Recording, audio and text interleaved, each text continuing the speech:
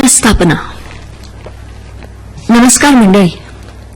सर्व मंगल मांगल्ये शिवे सर्वार्थ साधिके शरण्ये त्र्यंबके गौरी नारायणी नमोस्तुते.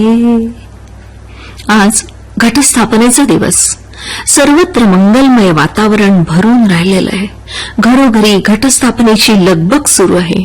महिषासुरमर्दिनी, दुर्गा, काली, अंबा, कितीतरी रूप त्या देवीने घेतली आणि प्रत्येक रूपात या जगतावर आलेल्या संकटाचं निराकरण तिने केलं.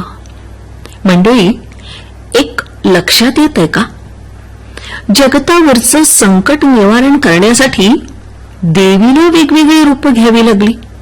भस्मासुराचा वध करण्यासाठी विष्णूला पण मोहिनीचं रूप घ्यावं लागलं. शक्तीलाच आवाहन करावं लागलं. थोडक्यात काय, तर स्त्रीमध्ये असलेल्या शक्तीला आवाहन करून जाग करावं लागलं आणि जागृतीनंतर सर्व काही मंगल मंगल झालं.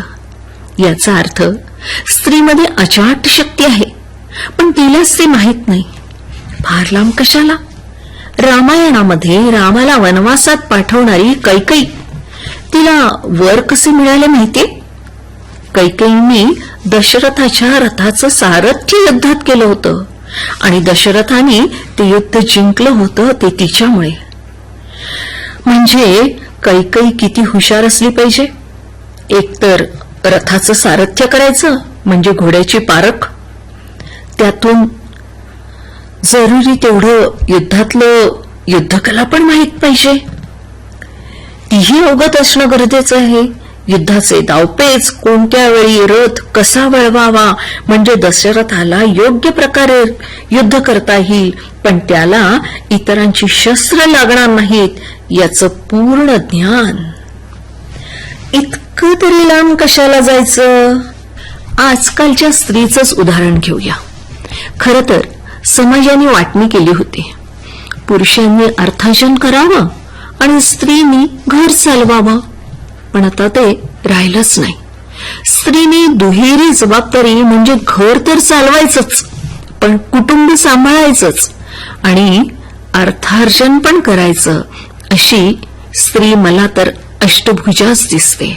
म्हणजे पहा, सकाळी लवकर लवकर उरकून मुलांचा इतरांचा डबा स्वयंपाक करून ठेवायचा, दरम्यान सकाळचा नाश्ता करणं, कोणी आलं गेलं त्याच वेळात त्यांचा आदर सत्कार, चहा पाणी पाहणं, मोलकरीण आली तिच्याकडून व्यवस्थित काम करून घेणं, घरात कोणी वृद्ध असतील तर त्यांची औषधं इत्यादीकडे लक्ष देणं आणि कोणी आजारी असलंच तर त्यांची औषधं, खाण्याच्या वेळा सांभाळणं, संध्याकाळी कामावरून येता येताच घरातलं काही सामान याची खरेदी, नाहीतर दुसऱ्या दिवशीची भाजी खरेदी तर असणारच. संध्याकाळी स्वयंपाक तो करता करता मुलांचा अभ्यास, त्यांची चौकशी. बघा बघा बघा बघा, कामाची यादी संपतीये का? मग मी म्हणते ते खरं की नाही? घरातली स्त्रीच खरी अष्टभुजा, दुर्गा, काली यांची रूप आहेत, आहे की नाही? मग या नवरात्रीच्या काळात आपण आपल्या घरच्या लक्ष्मीचीच ही वेगवेगळी रूप आठवून त्या त्या रूपाबद्दल तिचं गुणगान केलं तर, आणि अशा प्रसन्न गृहलक्ष्मीच्या मुळे आपलं घरही स्वर्गच होईल. तर मंडळी पहा, आपल्या गृहलक्ष्मीत कोणकोणती रूप तुम्हाला सापडतात ती थोडीशी मदत करू. माता, पत्नी, सून, भाऊजय, काकू, मावशी, आत्या, यादी खूप मोठी होईल. चला आपण आठवूयात देवीची रूप.